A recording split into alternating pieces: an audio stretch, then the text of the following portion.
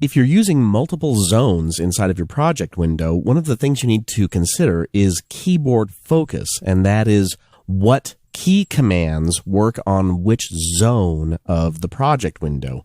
For example, in the track list itself, if I use the keyboard commands of G and H, which are zoom out and zoom in, respectively, but then if I open the mix console in its own separate window and use those same key commands of G and H, you'll notice that it zooms the channels on the mix console.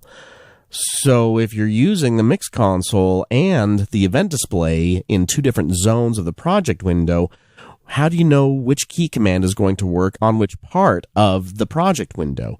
That's done through focus. If you look closely, there's a little white band around the event display right now. It goes all the way around it. That's the keyboard focus. The focus is normally set by clicking in the zone. For example, the event display currently has focus. If I click in the mix console, you'll see that little white band, or the keyboard focus, go down into the mix console.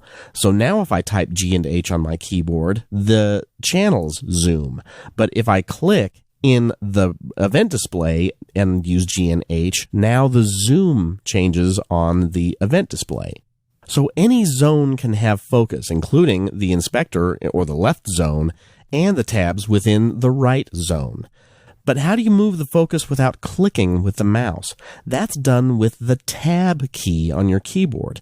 So let's click on the left zone. If I type the tab key one time, it will switch to the event display. If I type tab again, it moves to the lower zone.